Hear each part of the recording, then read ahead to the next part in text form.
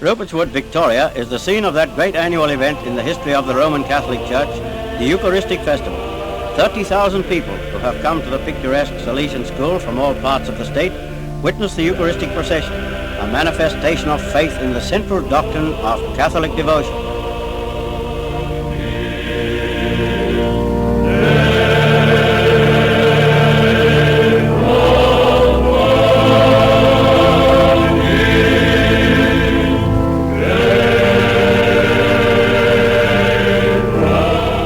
Beneath the canopy borne by Christian brothers and attended by guards of the Blessed Sacrament and members of the clergy walks Archbishop Mannix, leader of the church in Victoria.